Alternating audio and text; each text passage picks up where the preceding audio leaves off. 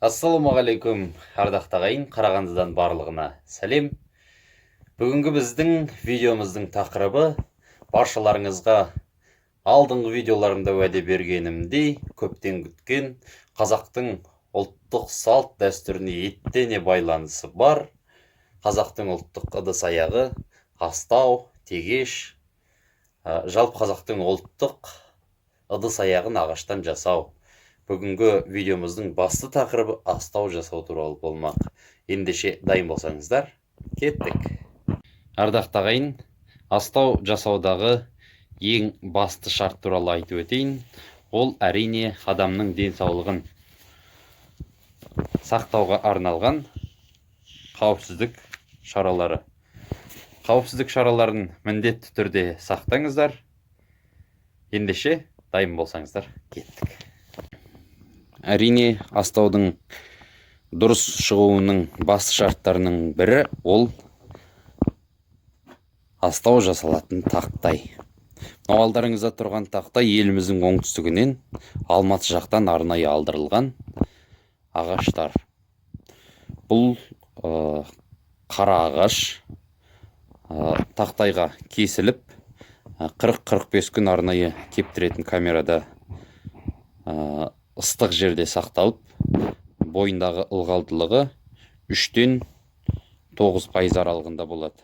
Жалпы білсеңіздер, кез келген ағаштың ылғалдылығы бойындағы 70-80% болады.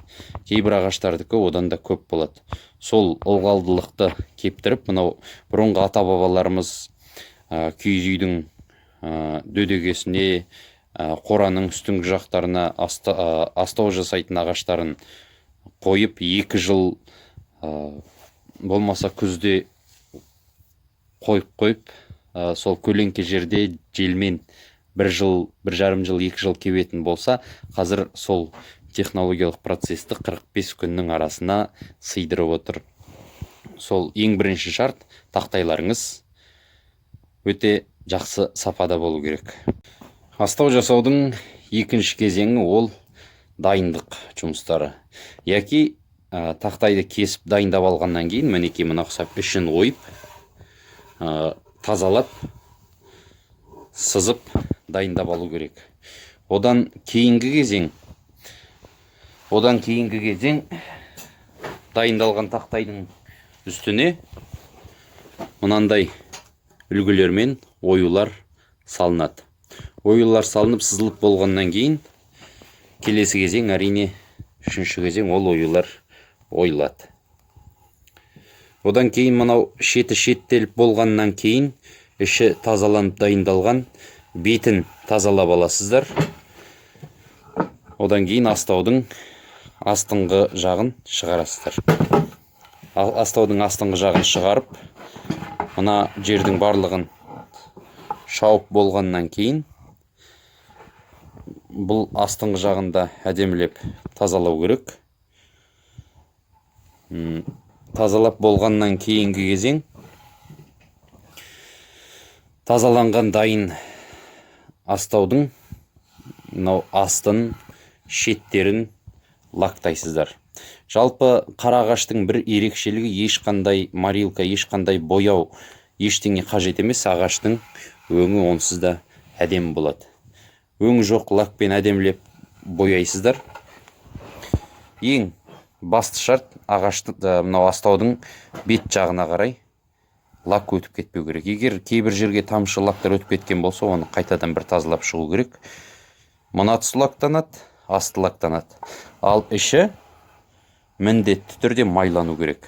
Жылқының майын қолдануға болады, сұйық май қолдануға болады. Жалпы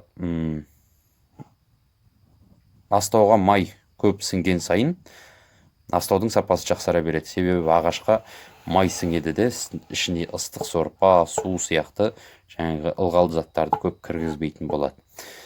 Міндетті түрде 2 күнде, 3 күнде бір рет жақсылап майлап отырсаңыз, астауыңыздың сапасы жақсара береді. Жалпы ардақты ағайын, мынау бастап жатқан проектіміздің сіздерге арнайы дайындалған ақпараттар легі осындай болды. Келесі видеоларда сіздердің назарларыңызға астау жасау үшін қандай саймандар қандай құрал жабдық керек екені туралы айтып өтетін боламын.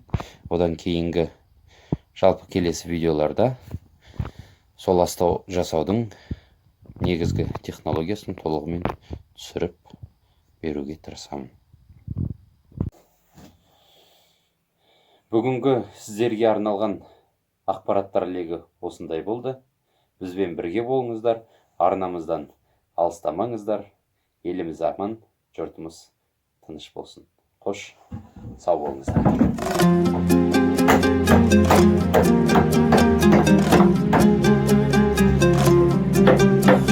Бозылмасын қаймағың, құламасын байрағың, көктен тулайды қаным.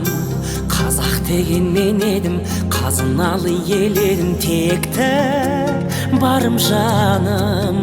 Қырағы қыраныңмын, туған ел. Даңғыл жолды басып өткен, туған елім ақ бейнелі тасып өткен. Туған елім сақташы Аллам қасіреттен, мен сендегі нәр аламын қасиеттен. Туған елім даңғыл жолды басып өткен, туған елім ақ бейнелі